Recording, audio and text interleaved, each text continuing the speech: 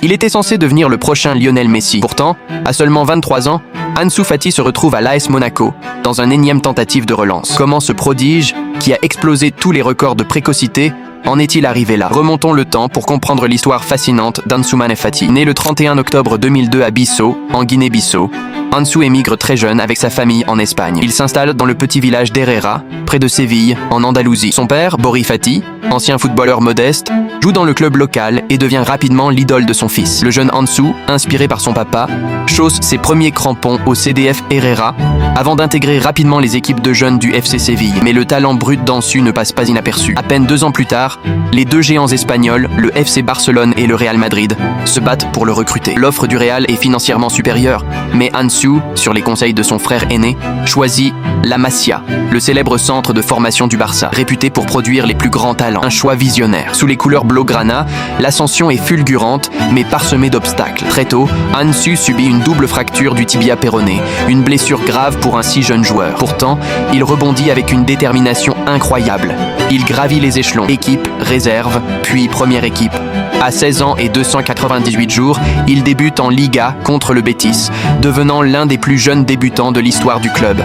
Puis viennent les records qui font le tour du monde. À 16 ans, il marque son premier but en championnat, devenant le plus jeune buteur du Barça en Liga. À 17 ans et 40 jours, il inscrit un but décisif en Ligue des Champions contre l'Inter Milan, s'emparant du record du plus jeune buteur de l'histoire de la compétition. Un record qui tiendra jusqu'à ce que Lamine Yamal le batte plus tard. Il termine deuxième au Golden Boy 2020, derrière un certain Erling Haaland. Le monde du football est à ses pieds. L'euphorie culmine en 2021. Après le départ de Lionel Messi au PSG, Ansu hérite du mythique numéro 10. Un symbole immense, une confiance totale du club en son potentiel pour porter l'héritage. Mais c'est là que commence la descente. Les blessures s'enchaînent, ménisques, problèmes musculaires, rechutes. Ansu perd du temps de jeu, de la confiance et peu à peu sa place dans l'équipe. En 2023-2024, pour se relancer, il est prêté à Brighton en Premier League. Là-bas, il découvre un championnat physique, marque 4 buts en 27 matchs.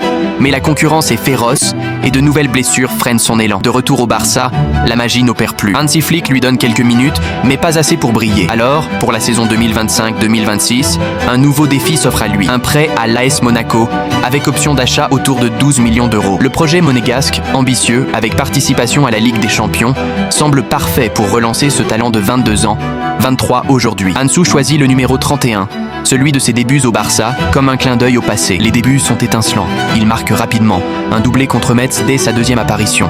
Des pénaltys décisifs, jusqu'à 6 buts en 14 matchs. On parle même d'un objectif personnel de 20 buts pour la saison. Ansu semble épanoui, redevenir ce dribbleur explosif, ce finisseur redoutable. Mais, comme trop souvent, le destin s'acharne.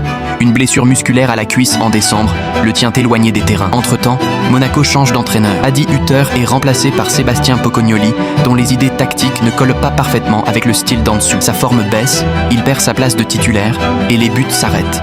Aujourd'hui, fin décembre 2025, les nouvelles ne sont pas bonnes. Selon plusieurs sources fiables, dont le journaliste Romain Molina, l'AS Monaco ne compte plus sur lui à long terme. Le club a décidé de ne pas activer l'option d'achat et envisage même de ne pas le conserver jusqu'à la fin du prêt. Les blessures récurrentes, la perte de rythme et les résultats mitigés de l'équipe, Monaco pointe à la 9e place en Ligue 1, ont changé la donne. À 23 ans seulement, Ansu Fati reste un talent immense, avec déjà plus de 120 matchs au plus haut niveau, 29 buts pour le Barça et une carrière internationale avec l'Espagne. La question est, quelle sera la suite? Un retour au Barça, un nouveau prêt, ou enfin la stabilité qui lui permettra de redevenir ce nouveau Messi, tant annoncé? L'histoire d'Ansu Fati est celle d'un prodige confronté à l'adversité. Espérons que ce chapitre monégasque, même s'il tourne court, ne soit qu'une étape vers un retour au sommet.